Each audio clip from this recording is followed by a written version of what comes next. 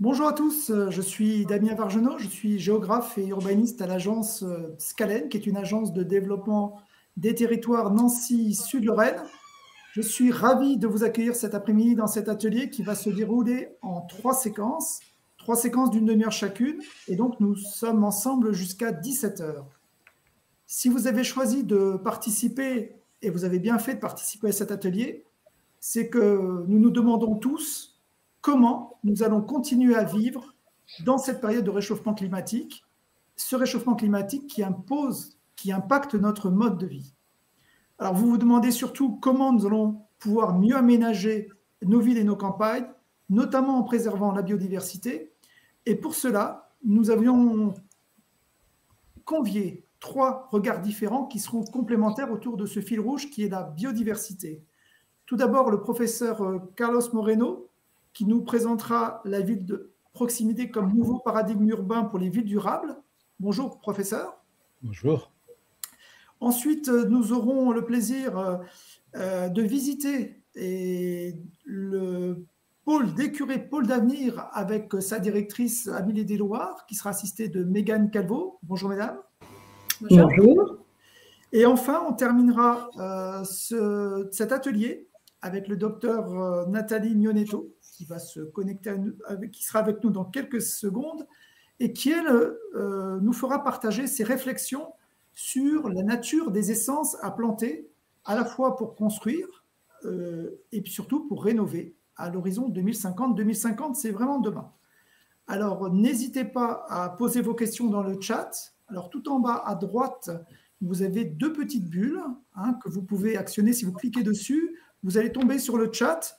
Donc, au bout, posez toutes les questions qui vous intéressent. Et Julia Malin-Verneau, qui est responsable accompagnement de projet à Ecopolis, qui est avec nous tout l'après-midi, qui se fera un plaisir de les modérer. Et puis, bien sûr, nos intervenants répondront bien volontiers aux questions que vous vous poserez. Voilà pour le programme. Sans plus attendre, professeur Moreno, je me tourne vers vous. Vous êtes professeur des universités, vous êtes expert international de la Smart City humaine, expert ville, territoire de demain.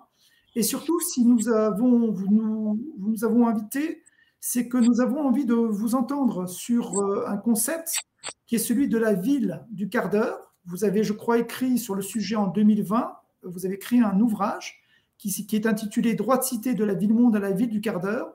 Et puis très récemment, vous avez reçu le prix d'une fondation danoise, la fondation Hubble, si je ne m'abuse, précisément sur cette ville du quart d'heure. Donc nous sommes ravis de vous accueillir et surtout nous sommes impatients de vous écouter sur cette ville du quart d'heure. Nous avons plein de questions à vous poser sur le sujet, mais vous avez nous dire en un petit quart d'heure, justement, la ville du quart d'heure pour un quart d'heure, de quoi s'agit-il et surtout comment on va bien et mieux vivre dans cette ville du quart d'heure. À vous, professeur. Merci beaucoup. Je vais partager mon écran et je vous salue toutes et tous. Merci pour cette invitation et c'est un plaisir d'être avec vous aujourd'hui. Effectivement, je vais parler des travaux évoqués à l'introduction, donc les nouveaux paradigmes, ce qu'on appelle la révolution des proximités, qui effectivement est très présent aujourd'hui. Et bien entendu, par rapport à nos villes, le principal contributeur des émissions de CO2 est notre ennemi commun partout sur la planète, c'est les changements climatiques. On a un rendez-vous en 2050 concernant la neutralité carbone, qui est absolument indispensable. Les villes sont les principales émettrices et dans les villes, c'est la mobilité qui joue le rôle majeur d'être donc ces facteurs qui dégradent la qualité de vie très fortement. Bien sûr, d'une part par la pollution que générait et d'autre part par l'inconfort et notamment ce qu'on appelle la pendularité, c'est-à-dire les longs déplacements de plus d'une heure aller, de plus d'une heure retour pour rejoindre de son domicile à son travail, qui représente une journée perdue dans les transports. 2020-2021 sont 2 années planétaires dans lesquelles, avec de réchauffement climatique, nous nous sommes confrontés à la pandémie du Covid-19 qui a mis en exergue le rôle des villes puisqu'il a fallu les mettre sous cloche pendant de longues périodes avec des mesures très très fortes et qui ont conduit à ralentir l'activité dans les villes, qui ont conduit à une très forte crise économique. On a vu donc les pouvoirs des villes et qui ont amené aussi de manière forcée à découvrir d'autres manières de vivre, d'autres manières de travailler et d'autres relations avec le temps et qui nous marquent durablement. Nous rappelons que même si en Europe occidentale, la pandémie est en forte descente, et malheureusement, l'OMS le rappelle, elle est toujours présente dans d'autres endroits de la planète et pas très loin de nous. L'Europe centrale et la Russie sont confrontées à des grosses difficultés et qui nous rappellent que c'est quelque chose qui existe aujourd'hui. Et cette double convergence, changement climatique et Covid-19, a ouvert la porte pour se poser des questions autour de ce que nous appelons les nouvelles narratives urbaines, donc la nouvelle fabrique de la ville et notamment la fabrique de la sociabilité. En réalité, si nous parlons d'une ville durable, il faut d'abord se poser la question puisque la ville est un territoire partagé par des hommes et des femmes, qu'elle soit une hypermétropole, que ce soit une métropole, une ville moyenne ou une petite ville. C'est le fait de partager un territoire, un certain nombre de services autour d'un habitat et des fonctions sociales, parmi elles le travail en premier. Et il y a plein de manières de faire la ville, on le voit sur la planète aujourd'hui, sur toutes les latitudes. Donc nous nous interrogeons avec force sur cette question, donc dans quelle ville nous voulons vivre, notamment on a mis en exergue cette question depuis la COP21, dans laquelle nous disions que répondre à l'urgence climatique par une ville durable, passer avant tout par mettre en question notre mode de vie. Et dans notre mode de vie, il y a d'une part, se poser la question pourquoi toutes ces mobilités, pourquoi cette mobilité dans une ville minérale avec la voiture individuelle, la pollution qui en découle, la voirie prise par des voitures, des traffic jams, des bouchons, donc parfois très longs, ou alors les inconforts de transport des masses, notamment la pendularité évoquée tout à l'heure, plus nos modes de consommation qui nous ont fait aller sur une certaine désincarnation de la ville, une certaine déshumanité que nous vivons de la ville. Donc, le Covid nous a mis un peu aujourd'hui face à cette question dans quelle ville nous voulons vivre. Et les objectifs du développement durable que nous partageons tous, les ODD, nous rappellent qu'en fait, une ville durable, c'est une ville dans laquelle il y a une triple convergence, zéro carbone, zéro pauvreté, zéro exclusion, pour citer mon ami et collègue, le professeur Mohamed Younous, prix Nobel avec son livre Triple Zéro. Et donc, ces zéro carbone, zéro pauvreté, zéro exclusion nous fait penser à nous qu'une ville durable est celle dans laquelle on crée de la valeur écologique, économique et sociale pour avoir une ville qui soit et donc viable du point de vue économique, vivable du point de vue écologique et équitable du point de vue social. Donc, toute mesure que nous pouvons prendre doit être orientée en fait à avoir un retour d'investissement sur ces trois éléments et de manière concomitante, de manière convergente. Donc, nous avons souhaité poser un paradigme fort qui nous interpelle, qui nous oblige à penser les changements, qui nous oblige à agir face à nos défis. Et donc, c'est l'origine de ce concept qui aujourd'hui fait le tour du monde, de la ville du quart d'heure. Je suis très honoré effectivement que pour la Journée mondiale de l'habitat, la Hobel Foundation m'ait accordé les Hobel Awards 2021. Et surtout, c'était reconnaissance non seulement à mon travail académique, mais c'était reconnaissance à ce qu'on appelle aujourd'hui les mouvements globaux, puisqu'elle est mondiale, autour des proximités. Et c'est un hommage aussi aux maires qui ont pris ces concepts aujourd'hui pour l'appliquer dans les différentes villes. Et donc, ces concepts, il fait le tour du monde parce que nous avons proposé cette notion de circularité fonctionnelle. Nous avons dit que pour les zones compactes, pour les hautes densités, dans un périmètre court, décarboné, donc à pied ou en vélo, nous serions alors en capacité d'offrir ce que nous appelons les services de base pour avoir une vie urbaine ou une vie territoriale heureuse. On appelle donc ville des quarts d'heure parce que c'est 15 minutes en zone compacte. On appelle les territoires de la demi-heure 30 minutes en zone moyennement dense ou très peu dense. Mais ce qui est important, c'est les services qu'on offre. Nous avons proposé un modèle de durabilité urbaine et de durabilité territoriale constitué par 6 services essentiels. Donc, habiter dans de bonnes conditions, un travail sans pendularité, s'approvisionner pour faire sa course à un circuit court avec des produits de qualité, prendre soin de sa santé physique et mentale, accéder à l'apprentissage, l'éducation, la culture, et pouvoir donc prendre du repos, se prélasser et en harmonie avec la nature, l'air non pollué, l'eau, la biodiversité, la végétalisation. Nous considérons que si nous sommes capables d'offrir ces 6 fonctions sociales urbaines dans une proximité décarbonée, nous allons incrémenter les 3 indicateurs majeurs que nous appelons donc de la vie urbaine heureuse, qui est mon bien-être personnel avec ma famille et les gens que j'aime, mon bien-être personnel et en sociabilité avec mes voisins, mes collègues des bureaux, et ma sociabilité par une écologie, une attitude de peu de CO2 et d'altérité par rapport aux gens que je ne connais pas. Nous nous sommes attelés autour de ces modèles à explorer donc les territoires, à comprendre les services, à rééquilibrer donc par une feuille de route ces services, puisque nous avons constaté que nos villes sont encore, depuis 70 ans d'urbanisme moderne, très fragmentées, très éclatées spatialement, urbanistiquement, architecturalement, mais également socialement, économiquement. Des villes très spécialisées, on travaille loin des endroits où on habite, des centres historiques, des quartiers populaires, des quartiers des personnes qui ont des moyens plus importants, etc.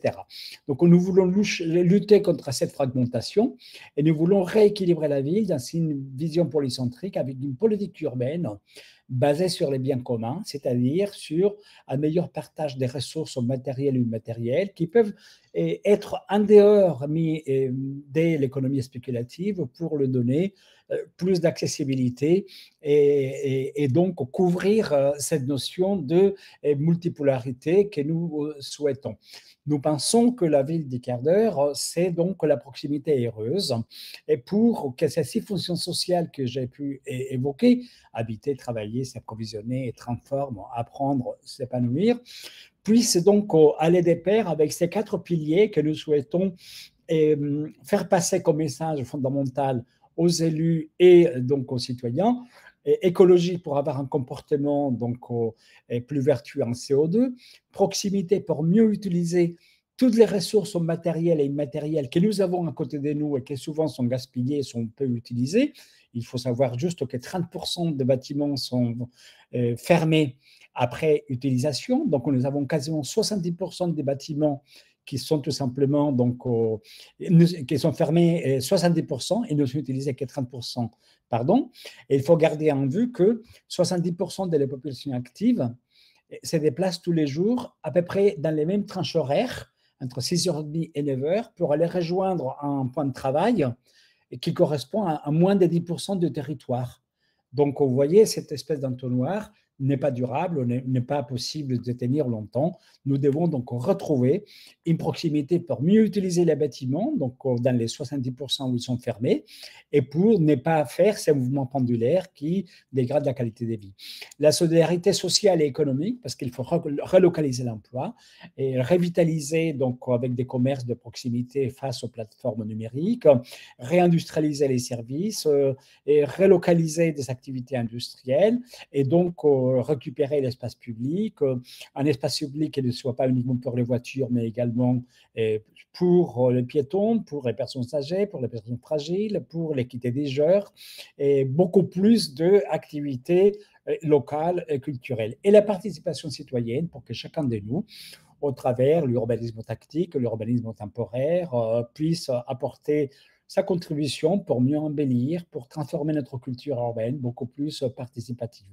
C'est une feuille de route que nous voulons construire pour réinventer une ville dont les 15 minutes, ce n'est pas mes 15 minutes à moi, mais dans lesquelles tout ce travail des fourmis que nous faisons pour explorer les services à mettre en place ou à mettre en valeur une centaine de mètres, 200, 300, 400, 500, 1 kilomètre, soit non pas uniquement pour moi, mais pour l'ensemble de la ville.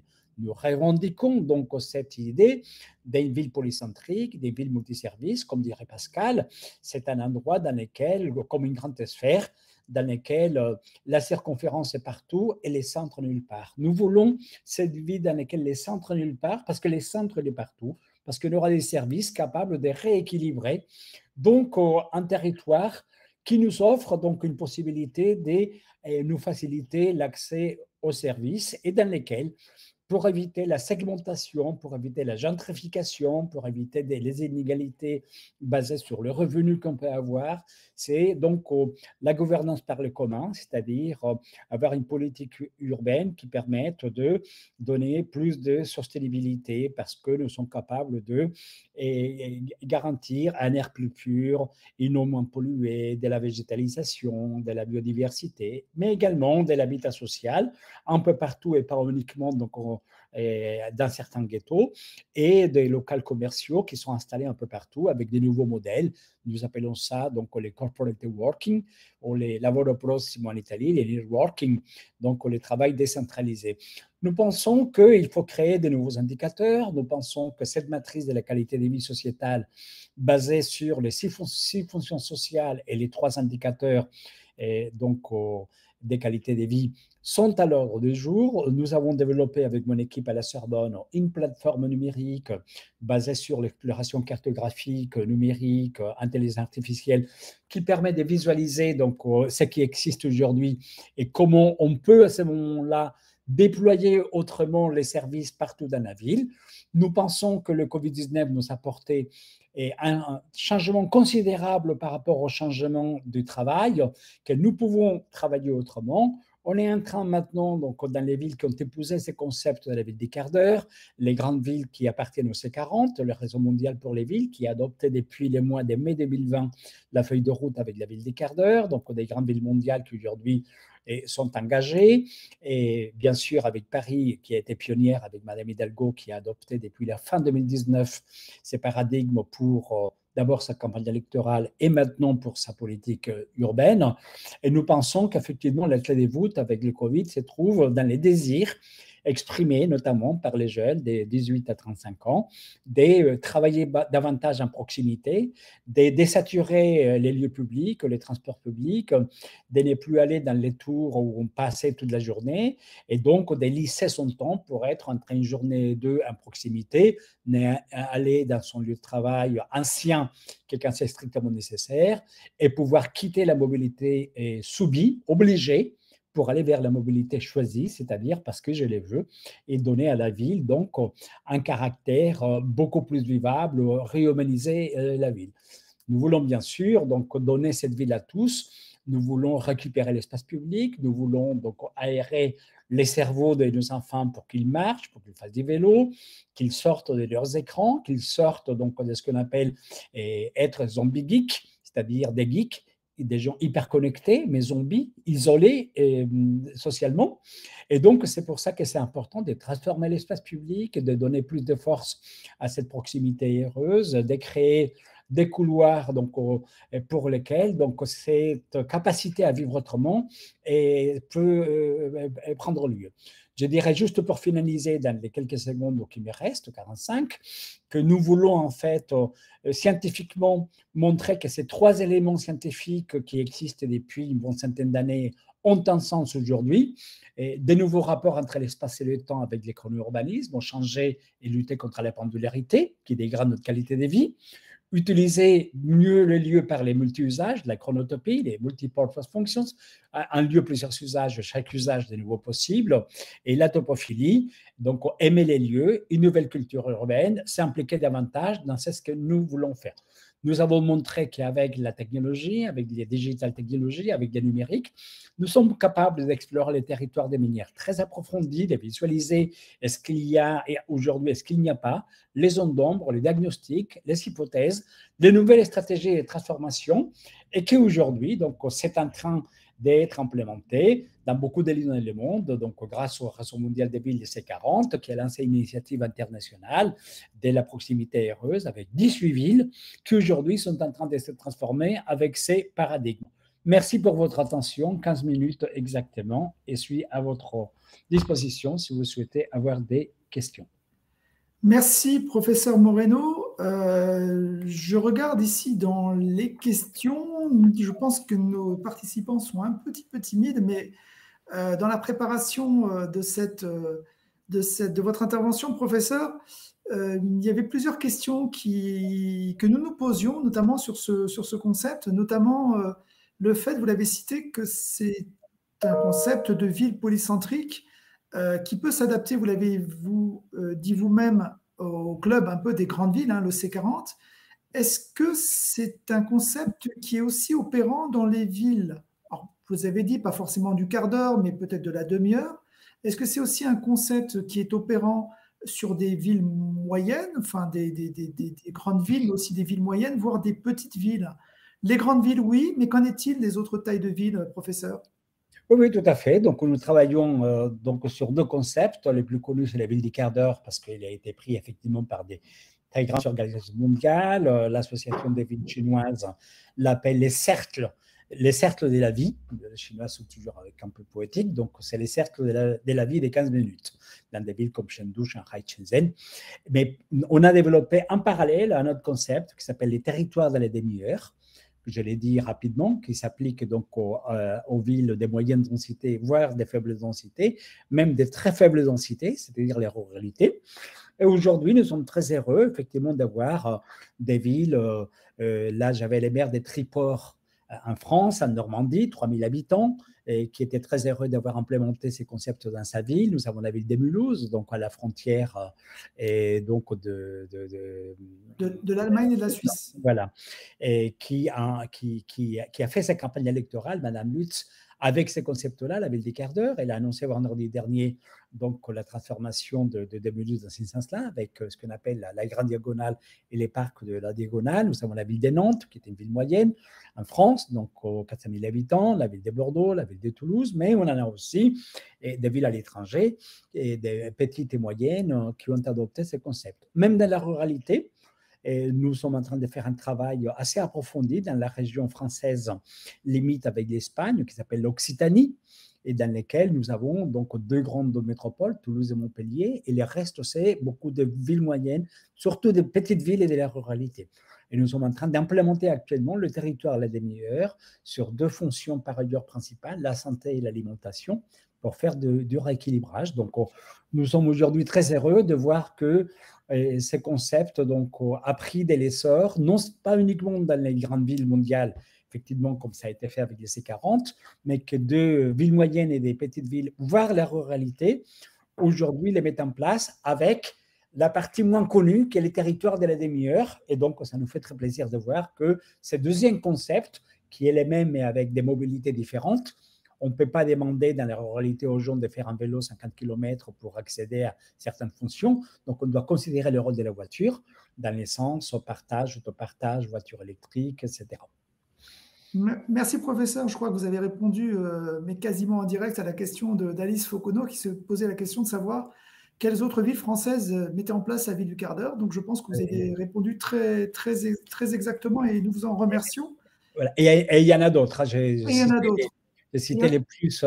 Voilà. D'accord. Une autre question qu'on pourrait se poser, professeur, c'est bien sûr la promotion des déplacements qui sont des déplacements par les transports en commun. Je pense vous appelez à un meilleur partage de l'espace. Et puis, on peut aussi se demander, professeur, si la ville du quart d'heure, c'est facile à mettre en place lorsque le tissu urbain est déjà dense, déjà serré, quand la ville est déjà construite. On imagine bien que c'est un concept lorsqu'on fait du renouvellement urbain ou lorsqu'il y a encore des disponibilités foncières, où on peut réorganiser quelque chose, réagencer quelque chose. Mais dans des villes denses, comment peut-on faire? C'est une très bonne question, parce que ça me permet d'expliciter quelque chose dont il fallait vraiment choisir ces mots pour faire tout ça en un quart d'heure. Et votre question est tout à fait pertinente, parce que, en fait, un des concepts qui va très fortement lié à ce que nous faisons pour les zones denses, c'est le concept de réutilisation, c'est le concept de multi-usage. vous avez les prix Pritzker, donc l'équivalent du Nobel d'architecture a été donné les derniers donc, au couple Lacaton, qui, pour saluer leur travail des réhabilitations, des transformations. Donc, nous disons que plutôt que continuer à construire pour aller plus vite et plus loin, il faut réutiliser déjà l'existant. Et donc, nous avons fait un des chevals de bataille, tout ce qui est la réhabilitation pour faire des multi-usages et transformer les lieux avec le moins d'investissement possible. Et donc, nous avons montré qu'avec les taux que j'ai évoqués, donc de fermeture des lieux entre 60 et 70% par rapport à des bâtiments qui sont là et qui n'ouvrent qu'à 30 à 40% parce qu'ils sont multifonctionnels et parce qu'ils sont monofonctionnels, dès qu'on est dans les multifonctionnels, tout de suite, on peut réagencer les lieux. Donc, en fait, nous sommes pour le réagencement, nous sommes pour le réordonnancement, nous sommes pour la réhabilitation. Et dans les villes, en fait, il y a énormément de lieux qu'on peut réhabiliter, qu'on peut rendre multi-usage, parce que la ville elle-même, elle se transforme. Donc, vous aviez des bâtiments qui servaient à une chose pour laquelle ça ne sert plus. Et donc, plutôt qu'abattre et reconstruire, nous plaidons plutôt pour réhabiliter. Parfois, ça coûte un peu plus cher, mais c'est plus intéressant du point de vue des multi-usages, de pouvoir donner un nouveau souffle. Et on en a énormément d'exemples aujourd'hui des réhabilitations. Et ce qu'il faut, c'est casser les monofonctionnalismes pour aller vers ces multi-usages et optimiser les infrastructures qui existent déjà pour leur donner un second souffle. On parle des friches industrielles, on parle des friches urbaines aussi. Donc, nous sommes pour donc réhabiliter les friches, pour les utiliser de manière beaucoup plus intense.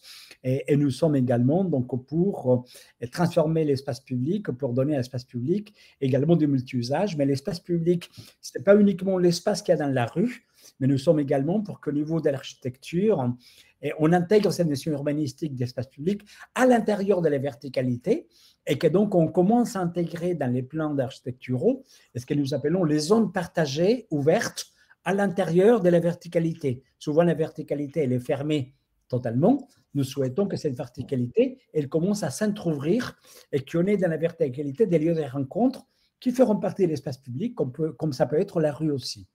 D'accord, professeur, merci. Nous avons encore quelques minutes pour vous poser au moins une dernière question, parce que je crois que vous allez être obligé de nous quitter. Oui, j'ai une conférence à Brampton, à côté de Toronto. D'accord. Alors, vous allez rester avec nous ici à Nancy quelques instants. Une dernière question, vous avez parlé de ce qui est construit, mais dans l'espace public, comment votre ville du quart d'heure peut s'adapter au changement climatique et notamment dans l'aménagement des espaces publics pour réduire en particulier les îlots de chaleur urbains?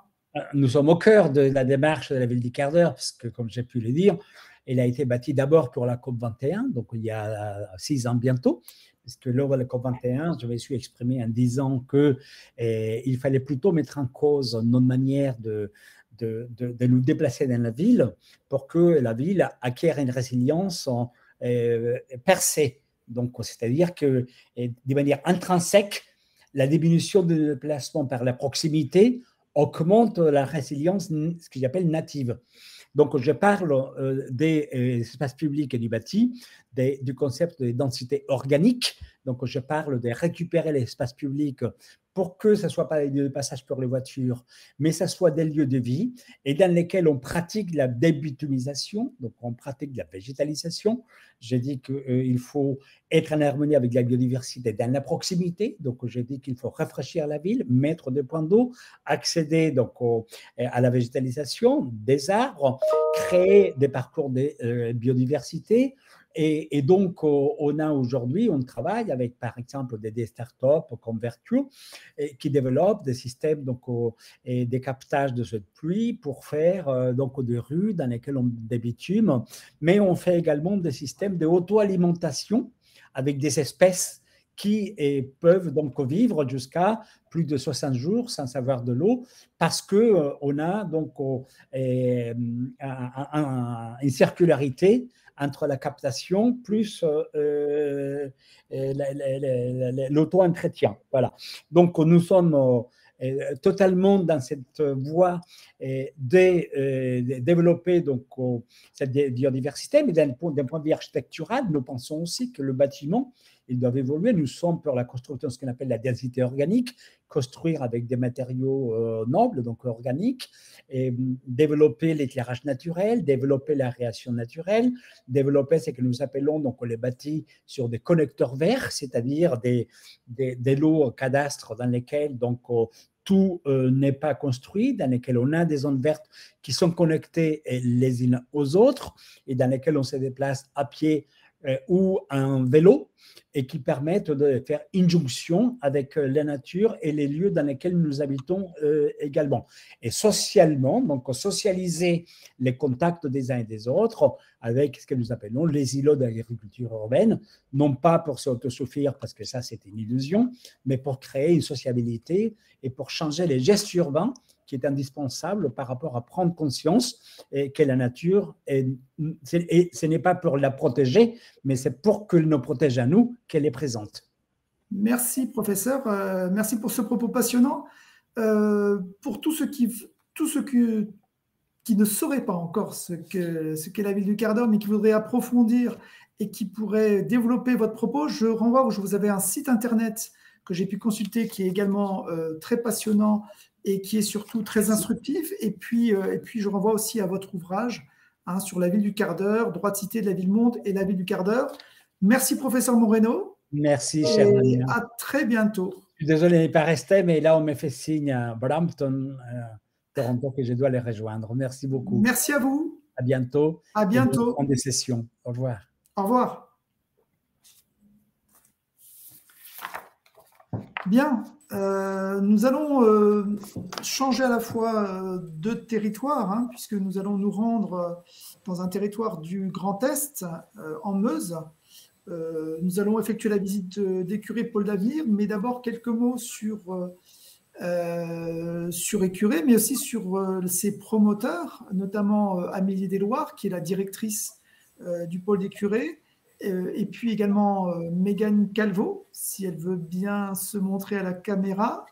Mégane, voilà, puisque vous travaillez avec Amélie Desloires. Alors, quelques mots avant cette présentation qui va prendre une forme très animée, puisque nous allons pouvoir visionner un film qui a été réalisé par Envirobat Grand Est, par les organisateurs de ce congrès international, sur cette reconversion d'une ancienne friche industrielle, ce pôle d'excellence rurale, qui a de multiples fonctions, on va le découvrir dans ce film, mais qui a surtout un rôle, c'est ce qui nous a plutôt intéressé, de plateforme de formation à l'éco-rénovation et à l'éco-construction.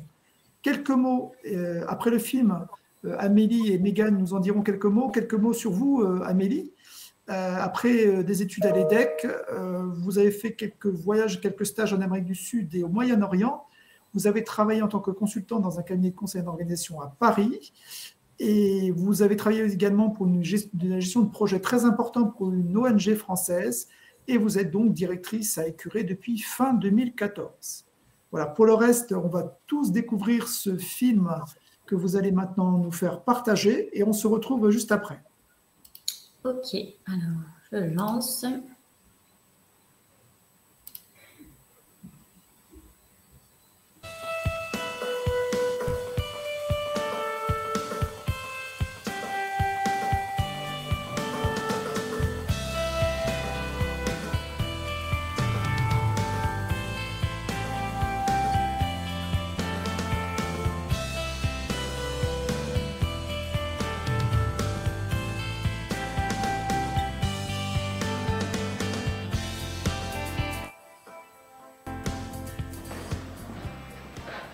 Nous sommes à Écuré, donc c'est un lieu assez symbolique où il y a une friche industrielle. Ça démarre très loin. Et donc, une abbaye, ensuite ça s'est transformé.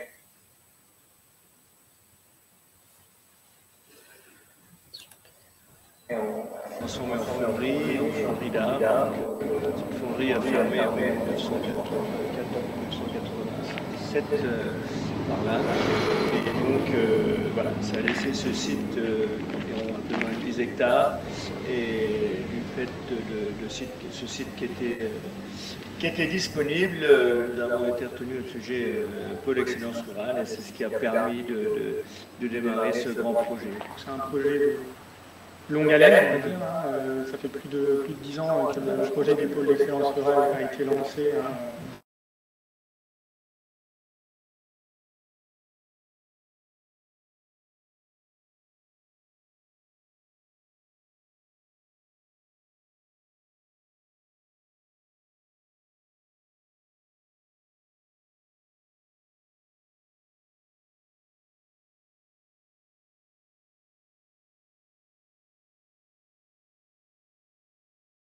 Madame Deloire, est-ce que vous pouvez rallumer le son, s'il vous plaît, parce que je pense qu'on n'entend pas le son de la vidéo si vous coupez votre micro. Un assistant maîtrise d'ouvrage à Solorem pour l'accompagner sur la définition du programme détaillé du projet, qui consistait en une réhabilitation lourde d'un peu plus de 7000 m² de bâtiment. Donc, on peut voir autour de nous, parce qu'on est ici dans la cour d'entrée de la ferme de l'ancienne abbaye cistercienne du Curé, que la communauté de communes a racheté dans le cadre du projet du pôle d'excellence rurale. Il faut bien garder à l'idée que le site n'a jamais été délaissé, n'a jamais été vraiment ce qu'on peut imaginer comme étant une friche industrielle, perdue, cloisonnée, grillagée. Le site a toujours été occupé, soit dans le cadre d'une activité agricole et industrielle, après la fermeture des fonds de Salins. Donc, ça a permis notamment que les bâtiments restent dans l'état dans lequel on peut en voir une certaine partie. Il y a énormément d'histoires depuis le XIIe siècle sur le site des Curés. Et donc, le pôle d'excellence rurale a abouti, après la candidature retenue, déposée conjointement par le Pays Barrois et la communauté de communes de la Haute-Saône, et on a pu s'engager dans les travaux de réhabilitation lourde qui ont été menés conjointement avec le PF, Lorraine à l'époque, de Grand Est, qui a réalisé une partie des travaux de déconstruction, réhabilitation, dépollution, et la communauté de communes de la Haute-Saône engageant le reste des travaux, donc sur un projet grosso modo de l'ordre de 5 millions d'euros d'investissement. Alors, on ne voit plus l'image. Je ne sais pas si je suis la seule ou si c'est partagé.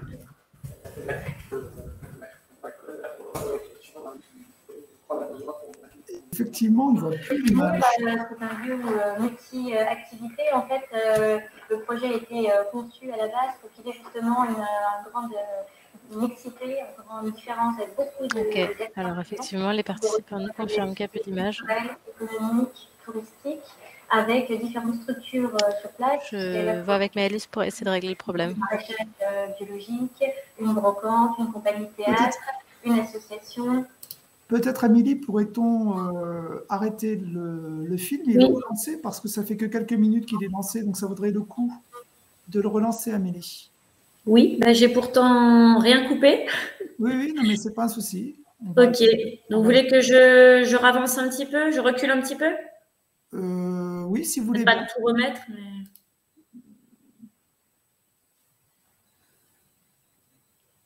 Je pense qu'il faudrait carrément relancer le film. Alors moi, j'ai pas le lien, hein. J'ai jamais eu le lien, donc je peux pas vous le donner. Je l'ai eu en direct juste avant la conférence, donc je peux rien vous partager à part ce que j'ai là. D'accord. C'est mieux? On ne voit toujours rien. Est-ce que vous pouvez essayer de le relancer peut-être? Oui. On va voir si ça peut aider. Ou sinon, effectivement... Je vais arrêter et puis recommencer. Voilà. Je pense que ça ira bien comme ça.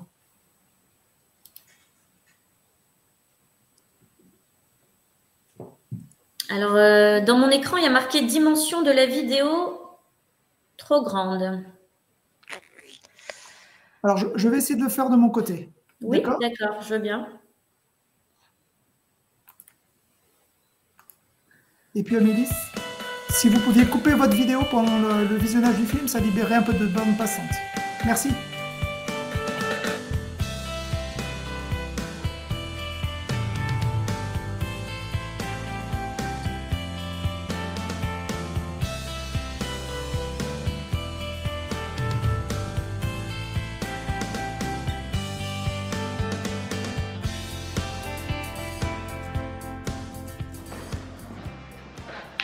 Nous sommes à Écurie, hein, donc c'est un lieu assez symbolique où il y a une friche industrielle. Avant, ça démarre très loin. Il y avait donc une abbaye. Ensuite, ça s'est transformé en fonderie d'art. Donc, cette fonderie a fermé en 1984-1987 par là. Et donc, voilà, ça a laissé ce site environ un peu moins de 10 hectares. Et du fait de ce site qui était disponible, nous avons été retenus au sujet pôle excellence rurale, et c'est ce qui a permis de démarrer ce grand projet. C'est un projet de longue haleine, on va dire. Ça fait plus de 10 ans que le projet du pôle d'excellence rurale a été lancé sur le territoire. Et c'est un vrai projet structurant et qui a mobilisé une trentaine d'acteurs publics et privés qui ont été mobilisés pour co-concevoir ce projet, qui administrativement était donc porté à l'échelle du Pays Barrois dans le cadre de sa démarche de plan climat territorial, donc sur les thématiques de l'efficacité énergétique, de la maîtrise de l'énergie, du développement des énergies renouvelables, et qui a trouvé au travers du projet du pôle d'excellence rurale un peu un creuset de développement de toutes les thématiques du plan climat. Donc la communauté de communes des Ports de Meuse, à l'époque de la Haute-Saône, donc a été amenée à recruter un assistant maîtrise d'ouvrage, la Solorem, pour l'accompagner sur la définition du programme détaillé du projet, qui consistait en une réhabilitation lourde d'un peu plus de 7000 m² de bâtiments, donc qu'on peut voir autour de nous, parce qu'on est ici dans la cour d'entrée de la ferme de l'ancienne abbaye cistercienne des Curés, que la communauté de communes a racheté dans le cadre du projet du pôle d'excellence rurale, puisqu'il faut bien garder à l'idée que le site n'a jamais été délaissé ou n'a jamais été vraiment ce qu'on peut imaginer comme étant une friche industrielle perdue, cloisonnée, grillagée. Le site a toujours été occupé, soit dans le cadre d'une activité agricole et ou industrielle, après la fermeture des fonderies Salins, donc ce qui a permis notamment que les bâtiments restent dans l'état dans lequel on peut en voir une certaine partie, qui a eu énormément d'histoire depuis le XIIe siècle sur le site des Curés. Et donc le pôle d'excellence rurale a abouti, après la candidature donc retenue, déposée conjointement par le Pays Barrois et la communauté de communes de la Haute-Saône, et on a donc pu s'engager dans les travaux de réhabilitation lourde qui ont été menés conjointement avec l'EPF, alors Lorraine à l'époque, on parlait comme des anciens, mais maintenant EPF Grand Est, qui a réalisé une partie des travaux de déconstruction, réhabilitation, dépollution, et la communauté de communes de la Haute-Saône engageant tout le reste des travaux, donc sur un projet grosso modo de l'ordre de 5 millions d'euros d'investissement, de réhabilitation lourde, autour de la thématique du bien vivre en milieu rural, donc qui était vraiment le cœur et la thématique, la colonne vertébrale de réflexion du projet, de quoi on a besoin pour bien vivre en milieu rural. Écuret Pôle d'Avenir, c'est un lieu multi-activités. En fait, le projet a été conçu à la base pour qu'il y ait justement une grande mixité, une grande différence avec beaucoup d'acteurs présents. Donc on retrouve à la fois des activités culturelles, économiques, touristiques, avec différentes structures sur place, puisqu'il y a à la fois des chevaux de trait, du maraîchage biologique, une brocante, une compagnie de théâtre, une association, et des associations comme les Férus des Curés ou comme l'association Sursaut, qui sont des associations culturelles, sans salariés, mais avec des bénévoles.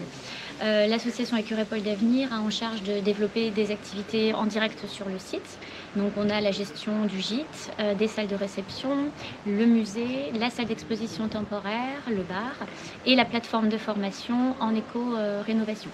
Et donc le but, c'était vraiment de mixer en fait tous ces publics, à la fois les utilisateurs du lieu mais aussi leur public, et de présenter en fait vraiment un maximum d'activités différentes pour être attractif. On est sur un territoire rural, isolé, donc on ne vient pas par hasard à Écuret. Donc le fait qu'on puisse proposer différentes activités est une grande richesse. Et on a vu tout au long de ces dernières années que c'est vraiment ce qui a fonctionné. Des années normales, hors Covid, on a atteint jusqu'à 15 000 visiteurs chaque année. On est maintenant une vingtaine de personnes à travailler tous les jours sur le site, avec 6 structures présentes en permanence. On accueille beaucoup de scolaires, de centres aérés, un petit peu de touristes, des associations, des entreprises du secteur. Et le lieu est aussi devenu un lieu de fabrique culturelle avec le Quake. Et donc on a des compagnies qui sont en résidence toute l'année avec vraiment un attrait pour le lieu, la beauté des lieux, la hauteur aussi, la qualité des infrastructures et de l'accueil. Et on a une spécialisation aussi qui est forte sur l'environnement, évidemment, dans le cadre du pôle d'excellence rurale, justement, avec de nombreuses animations, jeunes publics et familiales, autour de l'environnement, la biodiversité, l'eau, etc. Donc derrière moi, vous avez l'ancienne maison abbatiale que la Codécom des Portes de Meuse est en train de réhabiliter pour la transformer en son siège social. Donc c'est 1000 mètres carrés de bâtiments qui vont être rénovés pour en faire des bureaux, pour en faire des salles de réunion pour les réunions, les séances communautaires. Là-dessus, c'est un investissement d'à peu près 3,7 millions d'euros qui est financé également par la région, par le GIP Objectif Meuse, par différents organismes et notamment par l'EPF Grand Est maintenant. On a aussi fait attention à la biodiversité puisque dans les sous-sols de ce bâtiment, il y avait une colonie de chauves-souris.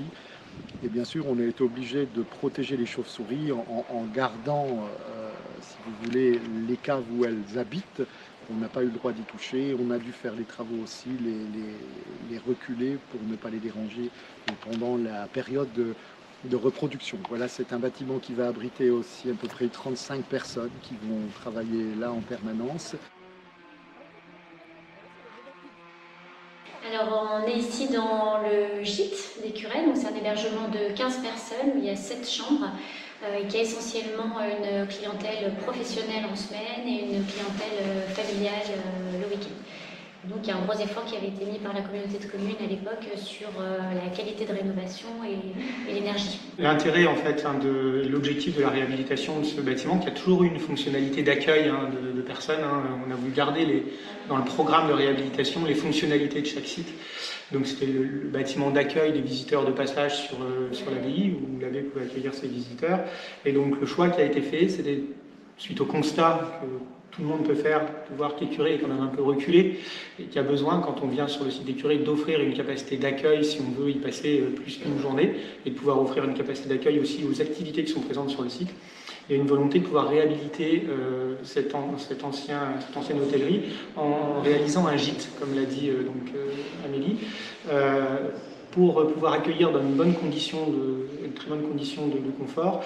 L'accent a été porté sur la performance énergétique et acoustique du bâtiment. Donc c'est un objectif bâtiment BBC Réno qui a été fixé dans le cadre du programme, donc réhabilitation lourde en 2009-2010. Donc je parle d'un temps, mais au niveau de la performance énergétique, ça évolue très vite. Donc du BBC Réno en 2009-2010, c'était assez exigeant et ambitieux.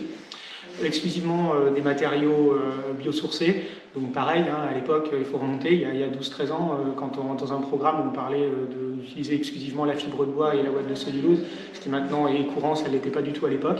Et surtout, une volonté de pouvoir faire monter en puissance les professionnels du bâtiment en même temps qu'ils réalisaient les travaux. C'est-à-dire que dans le programme et dans la consultation des entreprises, l'intercommunalité avait déjà intégré des clauses spécifiques qui permettait de pouvoir former les artisans du bâtiment, pas simplement faire un test d'étanchéité à l'air en phase avant doublage et après réalisation, mais pouvoir les sensibiliser aux exigences de la réhabilitation sur le terrain, avec tous les petits détails qu'on peut trouver dans une pièce comme celle-ci, les petits raccords, quels matériaux utiliser, donc avec un prestataire extérieur et une assistance à maîtrise d'ouvrage spécifique réalisée par Indigo, qui nous accompagnait sur les thématiques de l'environnement.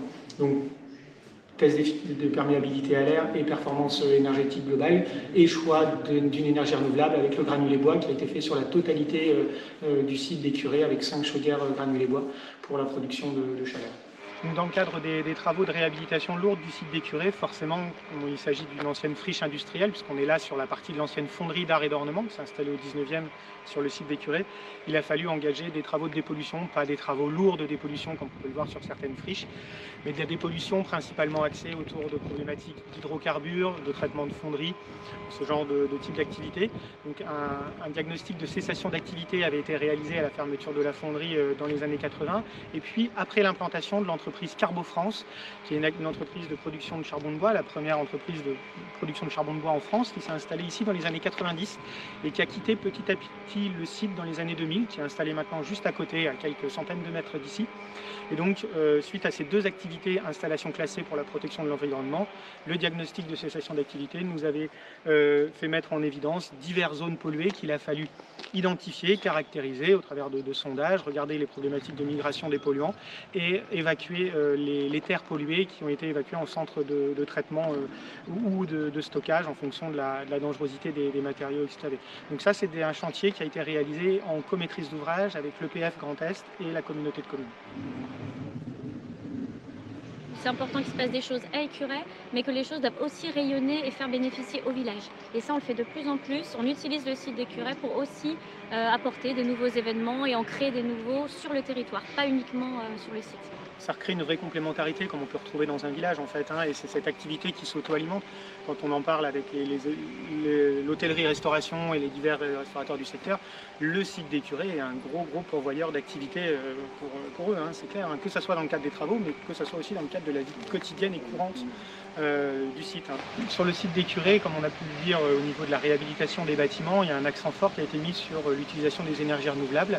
Et dans le cadre des projets à venir, une thématique qu'on souhaiterait pouvoir développer, c'est aussi l'utilisation de la force motrice de l'eau, à la fois en écho au passé, puisqu'on est ici sur le site de l'ancien moulin d'Écuret qui était utilisé à l'époque de l'abbaye, à la fois pour concasser le minerai, utiliser la force motrice de l'eau pour concasser ce minerai de fer, et puis d'une petite centrale hydroélectrique qui avait été utilisée dans le cadre à l'époque de la fonderie pour fournir une partie de la puissance électrique de la fonderie, loin la totalité, puisqu'on est ici sur des petits cours d'eau sur la vallée de la Sceau en tête de bassin, donc avec des puissances assez limitées.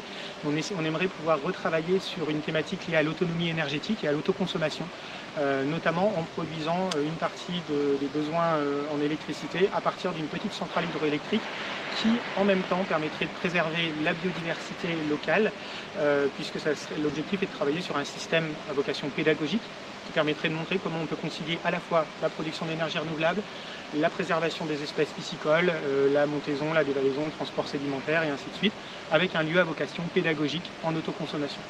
Ici, dans l'ortie d'Écuret, vous savez que l'ortie a de nombreuses vertus. Là, les gens peuvent le découvrir en faisant le circuit qui est proposé. À savoir aussi qu'on a créé depuis le 17 décembre 2020 une association qui s'appelle Holositech. Cette association a pour but de promouvoir l'ortie. Alors vous allez me dire comment on produit l'ortie. C'est tout simple, on a fait des recherches depuis une dizaine d'années avec l'INSAIA et le CNRS de Strasbourg et on s'est rendu compte que l'ortie avait des valeurs purificatives, si je puis dire. Et maintenant, on place des orties dans les stations d'épuration de manière à épurer les eaux usées de stations, avec la possibilité d'être au moins aussi efficace que les réseaux qu'on met dans les stations sur les lits d'épandage. Donc on en est là. On a dans notre association de nombreuses communes qui ont demandé à ce qu'on utilise leur épandage qu'on traite leurs eaux usées avec des orties. Et on a déposé des brevets, donc après nos recherches avec l'INSAIA et avec le CNRS de Strasbourg, on a déposé des brevets et on va essayer de développer toute cette partie vertu de l'ortie, etc. En complément de la thématique liée à la préservation des chiroptères qui a été évoquée dans le cadre des travaux du logis abbatial, on a commandité aussi un diagnostic auprès de l'Office national des forêts sur la qualité des arbres présents sur le site d'Écuret par rapport aux différentes essences et la préservation de certains arbres refuges notamment ou de couloirs d'alimentation que ce soit pour les chauves-souris ou diverses autres espèces, donc qui sont préservés dans le cadre des travaux. Certains arbres qui auraient pu être abattus ou autres vont être plutôt élagués, sécurisés pour pouvoir continuer à remplir leur fonction de gîte sur le site d'Écuret. Alors concernant la production lumineuse, on est plutôt sur une gestion des horaires, des amplitudes d'éclairement et des puissances d'éclairement par rapport aux études d'éclairement qui ont été faites sur les extérieurs du site et notamment pour éviter, alors on va retrouver nos amis les chauves-souris, pour leur permettre de pouvoir continuer à s'alimenter sur les zones qui ont été définies. Donc on a modifié et ou réduit ou implanté ailleurs certains sites d'éclairement pour éviter que ça les perturbe dans leur vie quotidienne. Dans le cadre du pôle d'excellence rurale, la communauté de communes et ses partenaires avaient aussi souhaité pouvoir intégrer une thématique liée à la production en circuit court, en lien avec toujours cette thématique transversale qui est le bien vivre en milieu rural. Donc de pouvoir disposer d'une activité de production alimentaire en circuit court, en agriculture biologique et en vente directe sur le site. Il s'avère qu'au fil des années, le projet s'est orienté vers une production en agriculture biologique dans le cadre d'un chantier d'insertion. Et donc c'est l'association Les Jardins des Curés qui s'est installée ici dans le cadre d'une convention avec la communauté de communes des Portes de Meuse pour produire sur une zone d'à peu près 4 hectares des légumes en agriculture biologique et dans le cadre d'un chantier d'insertion. Ce qui permet à une petite dizaine de personnes en insertion de retrouver un emploi et une activité quotidienne et de pouvoir réintégrer la vie et l'activité économique au travers de l'agriculture comme support d'insertion pour eux. Donc c'est des personnes qui vont rester plusieurs mois ou des fois une année sur le site avec un encadrant socio-professionnel et un encadrant technique maraîcher où ils vont réapprendre des gestes du quotidien, venir travailler, avoir des horaires, de la formation et permettre de pouvoir après réintégrer un emploi sur le site. En parallèle de cette activité de production maraîchère, il y a tout un bâtiment qui a été réhabilité dernièrement pour pouvoir conditionner, stocker les légumes et avoir une boutique de vente de produits en circuit court. Comme on l'a évoqué tout le long de notre visite, où on est démarré de pas grand-chose, mais presque de rien, si c'est pas grand-chose. Aujourd'hui, vous avez vu ce qui se passe, il y a beaucoup d'activités diverses et variées. Donc le ressenti qu'on a aujourd'hui, c'est que ce site est important pour la ville de notre Codécom Porte de Meuse, pour notre territoire, un territoire qui est important, où ça se développe, où on va continuer à travailler. Et c'est sûr que ce site va être le centre de notre Codécom Porte de Meuse.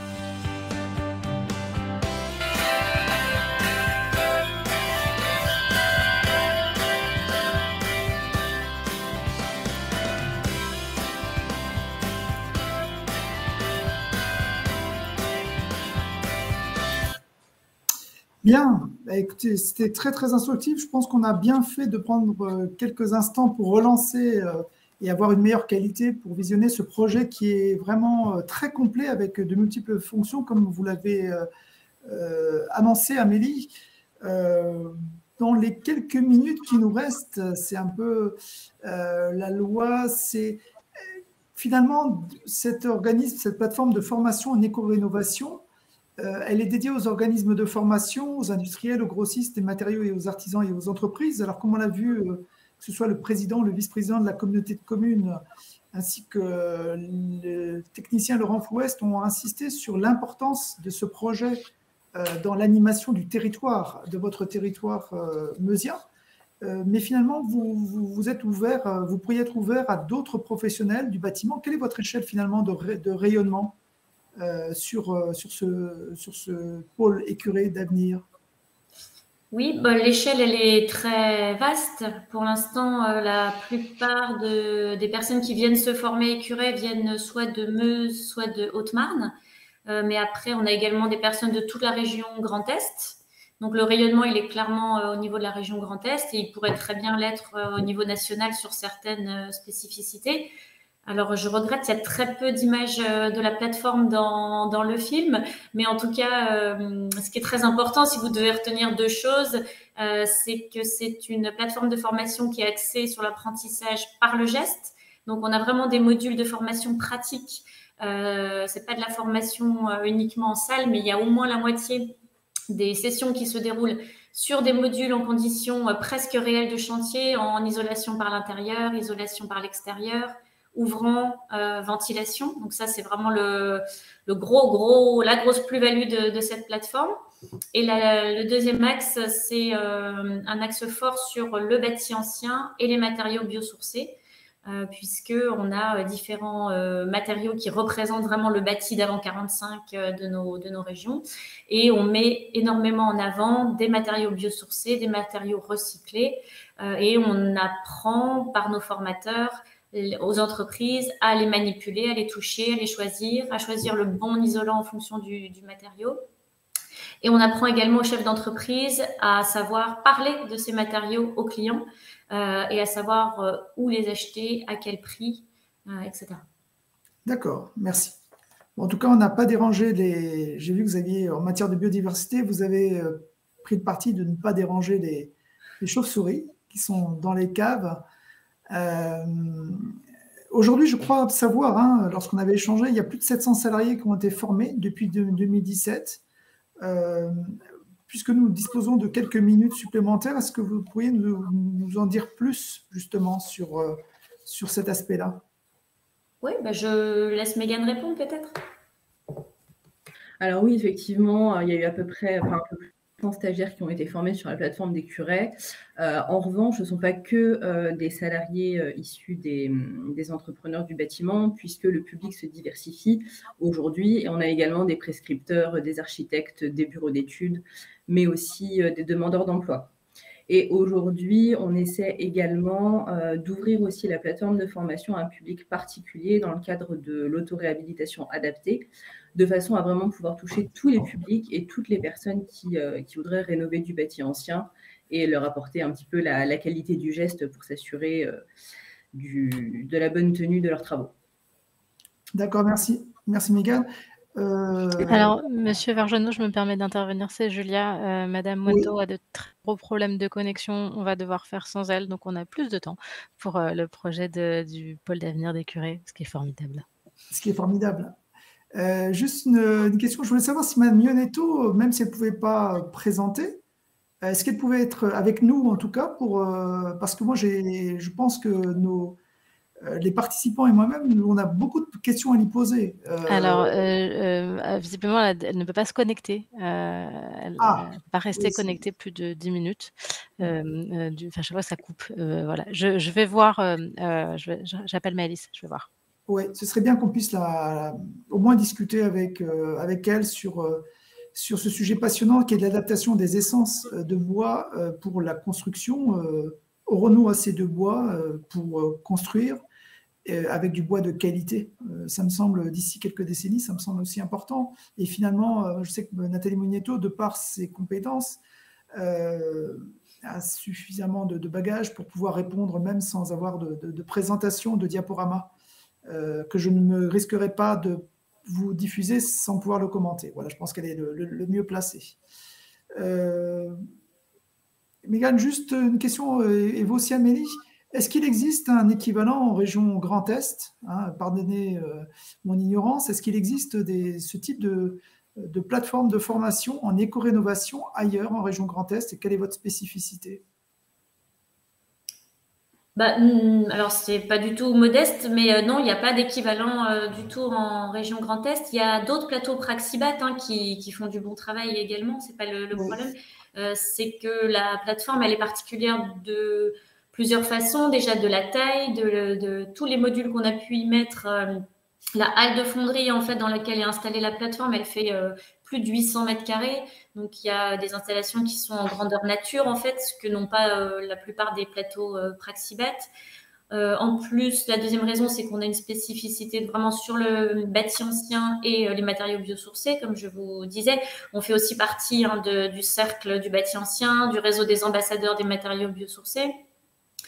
Et puis, la troisième raison que je verrais, c'est l'implantation sur le site des Curets. Vous l'avez largement vu dans les images, ce qui fait que quand on accueille des formations ou des stages ou des événements en rapport avec le bâti ancien et l'éco-rénovation au sens large, on peut utiliser le reste du site. Donc, on peut dormir sur place, on peut utiliser les salles de réception, on peut utiliser l'espace de convivialité, ce qui fait qu'on peut élargir largement le type d'événement qu'on fait sur le site et le rendre agréable, puisque il y a aussi tout un cadre naturel qui fait que c'est plutôt agréable de venir se former chez nous, nous a-t-on dit.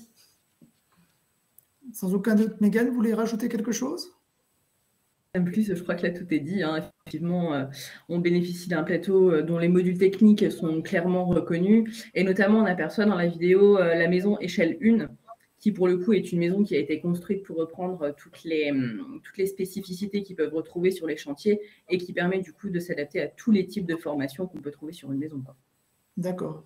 Alors là, ça va être une déformation professionnelle, mais quel est le modèle économique de ce type de projet complexe? Monsieur Moreno parlait de multi-usage, de multifonctionnalité, et en tout cas pour le modèle de vie urbain, on le voit pour tout ce qui est renouvellement urbain, renouvellement de sites d'activité. Par exemple, sur des sites d'activité classiques, de zones d'activité, on voit bien que c'est certainement une des pistes d'avenir. Et vous avez intégré plusieurs fonctions, plusieurs usages sur ce site-là. On est dans un milieu rural, parce qu'on ne l'a pas mentionné, mais vous êtes du côté de Bure-Saudron. Oui, on est au sud de la Meuse, à 30 km de Bar-le-Duc, à la village de Montier-sur-Sault. Voilà, plus exactement à Montier-sur-Sault. Donc là aussi, on a un autre modèle qui marche. Et donc, quel est votre modèle économique et surtout, comment vous avez absorbé l'impact peut-être économique de la crise sanitaire de la Covid-19 ? Alors, le site appartient à l'intercommunalité des Portes de Meuse. Vous avez vu largement les élus, les techniciens qui ont parlé de l'initiation du projet. C'est vraiment la communauté de communes qui est à l'origine de ce projet. Et ensuite, elle a des conventions ou des baux de location avec les différentes structures qui ont été présentées dans le film. Nous, l'association Écureuils Pôle d'Avenir, on a une convention d'objectifs avec la communauté de communes. Donc, on a une série d'activités auxquelles on s'engage. Et on a pour cela un financement de la communauté de communes. Mais pour vous donner un ordre de grandeur, donc de l'association Écureuils Pôle d'Avenir, donc nous, on gère tout ce qui est plateforme de formation. Je l'ai dit dans le film, je ne vais pas répéter, mais en gros, toutes les activités qu'on gère. On a 7 salariés actuellement. On a un budget de 220 000 €, en gros. Et sur ces 220 000 €, on a les années normales, à peu près 60% de recettes en propre, donc qui sont issues des locations, comme la plateforme de formation, le gîte, les espaces, etc. Plus un peu d'accueil de scolaires et de convivialité. Ça fait du monde, mais ce n'est pas ça qui rapporte beaucoup d'argent. Et 40% de subventions publiques. Et donc, dans ces subventions publiques, on a le soutien de la communauté de communes, du département de la Meuse, de la région Grand Est, de la CAF, et on a un poste FONGEP et un poste en contrat aidé. Quant au Covid, il nous a beaucoup impacté en 2020, mais beaucoup moins en 2021. En fait, on a toujours essayé de trouver des parades, donc on a sans cesse réévalué nos actions. Les formations ont toujours pu se faire puisqu'on était un établissement d'enseignement. Donc, on a adapté nos salles, mais sinon, les formations n'ont peu pâti. Et sur toutes les activités au public, on est en milieu rural aussi, donc on utilise l'extérieur, le fait qu'on puisse accueillir des gens à l'extérieur. Et on a toujours eu du monde, hormis la petite coupure en mars-avril où il a fallu retourner chez nous. Mais à part ça, on a toujours eu des activités et l'année 2021 s'annonce très bonne. Très bien. Je regarde dans le chat et dans les questions. Je n'ai pas de questions à vous poser supplémentaires, me semble-t-il. Oui, je vois que Lison mentionne, elle a raison, le collectif Biosourcés Grand Est. Donc, c'est vrai que Mégane suit ça de près et de façon générale suit le travail d'Envirobat, qui est un centre de ressources qui est très important pour nous depuis le début. Ça nous permet d'avoir vraiment un lien sur tout le réseau. Et j'en profite pour les remercier pour le film, puisque c'est un bel outil de promotion de notre projet. Oui, dont on peut voir vraiment la qualité, parce qu'en un quart d'heure, on a une très bonne idée de ce que vous pouvez proposer. Oui. Et voilà. Alors, on peut peut-être dire, je reprends une question d'Isabelle Saladé. Quelle formation particulière proposez-vous pour les isolants biosourcés ? Faut-il vous contacter en direct ou y a-t-il des sessions organisées ? Alors, je ne l'ai peut-être pas mentionné, mais l'association Écureuils Pôle d'Avenir n'est pas organisme de formation. Donc, on travaille toujours avec des organismes de formation. Donc, on a travaillé beaucoup avec les Compagnons du Devoir. On continue à travailler beaucoup avec Afolor, le Greta, Classe 4, tout organisme de formation qui souhaite vraiment être à l'initiative des formations. Nous, on peut remonter des besoins, on peut mettre les gens en réseau, mais nous-mêmes, on ne porte pas les formations. Donc, si vous avez des projets, vous pouvez évidemment vous adresser à Mégane pour voir si les formations existent déjà ou s'il faut les monter, ou s'il faut se rapprocher d'un organisme avec un catalogue déjà préexistant. D'accord. Merci à Isabelle Saladé pour sa question. Alors, peut-être juste pour compléter, parce que je vois que la question est particulière pour les isolants biosourcés. Ce sont des formations qu'on a effectivement déjà faites, notamment dans le cadre des ambassadeurs biosourcés et en partenariat avec l'organisme de formation Afolor. Donc, ce sont des choses qui existent déjà. Effectivement, vous dirigez vers moi, ça c'est possible. Et puis on verra s'il y a d'autres besoins. Auquel cas, on monte une session et on arrive à être quand même plutôt réactif par rapport aux besoins qui sont exprimés. D'accord. Puisqu'on parle d'isolants biosourcés, est-ce que vous êtes sur la formation, d'où viennent ces isolants biosourcés et quels sont-ils et d'où viennent-ils? Sont-ils fabriqués en région Grand Est, par exemple, ou certains le sont-ils? Alors, on en a plusieurs, mais en gros, nos approvisionnements, c'est beaucoup, on va pas citer de marques spécifiques, mais on présente beaucoup la laine de bois, parce que voilà, elle s'est énormément développée, qu'elle est facilement accessible et qu'elle existe à tout prix aussi, toute gamme. Donc, c'est intéressant aussi pour le public. On essaie aussi de leur montrer que le biosourcé n'est pas forcément si plus cher que ça que les autres isolants et surtout qu'il tient dans le long terme. Le calcul à long terme est intéressant. Après, on a une filière de coton recyclé, de textile recyclé qui est fait par le Relais Métis. Bon, là, je fais la promotion, qui est produit en Grand Est. Et ensuite, on a en échantillon tout un tas de choses comme la ouate de cellulose ou la laine de mouton. On est vraiment ouvert aussi à tous les échantillons. On a une petite matériothèque où on peut découvrir tous ces matériaux nouveaux. D'accord. On peut peut-être faire aussi un peu de promotion pour la laine de mouton, parce que nous avons accompagné, nous aussi, à l'agence Calen. D'accord. Accompagner est un grand mot. En tout cas, nous avons facilité la réalisation d'un projet qui est porté notamment par le Parc national régional de Lorraine, sur justement la promotion de la réutilisation des coproduits et de la laine de mouton, justement, en tant que matériau biosourcé, utilisable dans la construction en tant qu'isolant. Est-ce que c'est quelque chose qui a de l'avenir pour vous? Ou ça fait partie du panel et de l'offre globale de ces matériaux biosourcés?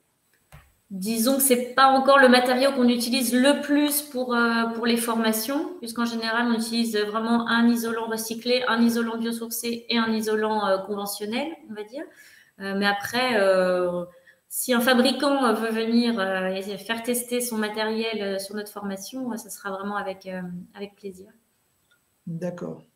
Et après, alors ce qui est nouveau aussi, Mégane en a un petit peu parlé, on essaye aussi de s'adresser aux particuliers et on essaye de creuser un petit peu les nouvelles tendances, alors nouvelles qui sont nouvelles en Meuse, mais qui finalement sont des techniques très traditionnelles et qui sont très avancées dans d'autres régions. C'est tout ce qui est autour de la terre, du matériau terre crue ou fabrication de briques, etc. Donc ça, on commence aussi à mettre un petit peu les mains dedans pour en parler autour de nous parce que c'est très, très, très peu usité.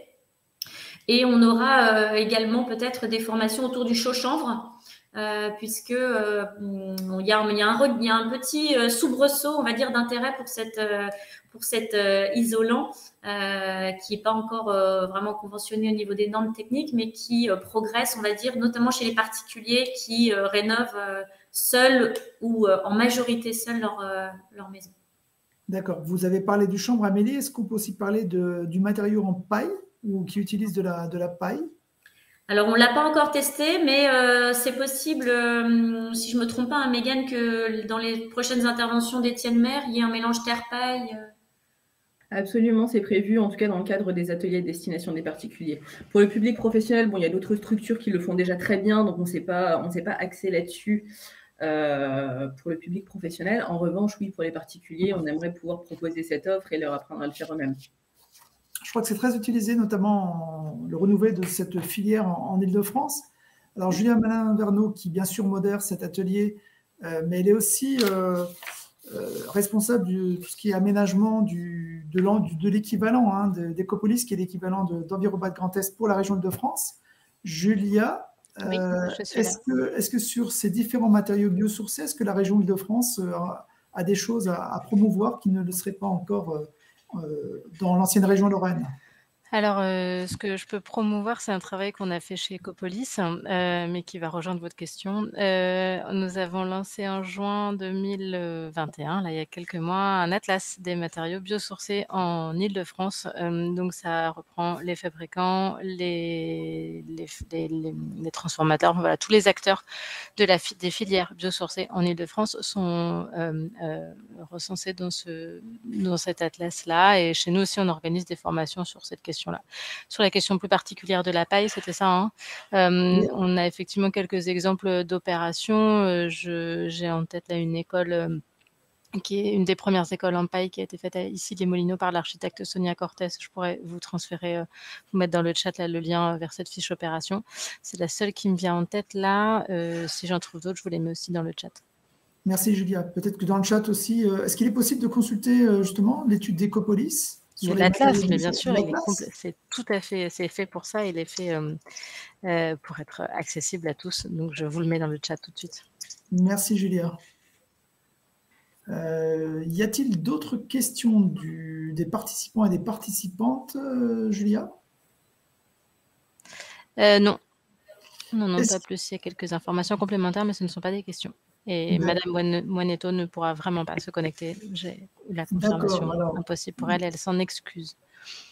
Alors, peut-être qu'il y a une présentation, peut-être je ne sais pas, peut-être que dans le cadre de l'organisation, on pourra mettre son diaporama comme ressource pour ce congrès. C'est un diaporama qui est assez commenté, donc c'est mieux si Madame Moineto avait pu le commenter. Mais voilà, qui est très instructif. Nous aurions aimé l'entendre sur justement précisément cette question qui interpelle et qui est une vraie source d'inquiétude pour l'une des principales régions boisées de France, qui est la région Grand Est, même si le FCBA intervient, basé qui est en Côte d'Or, me semble-t-il, intervient aussi sur Bourgogne et Franche-Comté, sur la question de la gestion de cette ressource bois, que ce soit des feuillus ou des résineux, notamment pour le bois de construction, parce que vous savez qu'il y a un certain nombre d'aléas climatiques qui impactent directement la ressource bois. D'abord, la croissance des forêts, parce que les épisodes de sécheresse impactent justement cette croissance et la qualité du bois qui va avec. Et puis, ça génère effet indirect, non pas l'effet papillon, même si je crois que peut-être que le scolite, je ne sais pas s'il y a une forme de chrysalide avant, mais vous avez des insectes comme notamment le scolite qui ronge, qui absorbe, je crois, la sève des arbres, et ce qui fait que l'arbre ne grandit plus et l'arbre dépérit. Donc ce sont des vraies questions d'ordre non seulement environnemental, mais des questions aussi d'ordre économique, puisque la ressource bois-forêt est une vraie ressource économique pour les régions, pour des pans entiers. Pour également des dizaines de milliers d'emplois pour les régions Bourgogne-Franche-Comté et Grand Est, mais partout ailleurs. Donc ce n'est que partie remise. J'espère qu'on aura l'occasion d'écouter Madame Moineto à une autre occasion. On vous fournira, je pense, son support de présentation. Et puis, s'il n'y a pas d'autres questions, si vous voulez peut-être ajouter quelque chose, Mégane, Amélie ou Julia, sur un point, on a la chance d'avoir un peu plus de temps avec Écureuil Pôle d'Avenir. Écoutez, moi j'ai fait la petite de la chaîne Écureuil dans le chat en mettant le lien vers les interviews qui ont été faites. C'est le moment ou jamais. Voilà, c'est fait, c'est lancé dans le chat si jamais vous voulez aller voir. Il y a dedans une interview de formateurs qui est intervenu sur la plateforme et de stagiaires qui sont passés également et qui donnent un peu leur ressenti sur la formation à Écureuil. Très bien. Nous avons terminé avec quelques minutes d'avance. Donc, je crois que nous allons nous quitter sur votre dernière intervention, Mégane. Je voudrais vous remercier. Merci à vous, en tout cas. Mélanie Calvo, Amélie Deloire, le professeur Moreno, ça a été fait, et surtout Julia Malaverno pour la modération qui a été la sienne. Et nous ne pouvons que vous inciter à suivre, lorsque le live aura été terminé, à suivre la fin de ce congrès international. Il y aura, je crois, à partir de 17h, une synthèse qui sera effectuée, et puis Envirobat de Grand Est transmettra, comme pour les Jeux Olympiques, transmettra la flamme à l'autre organisation qui assurera ce congrès dans les années qui viennent. Voilà, c'est un plaisir de vous avoir écouté et d'être passé entre la ville du quart d'heure et les pôles d'Écureuil, pôles d'avenir. Nous espérons vous retrouver très bientôt. Je vous souhaite une bonne fin de vendredi et un bon week-end. Merci à vous. Merci à tous. À bientôt. Au revoir. Au revoir.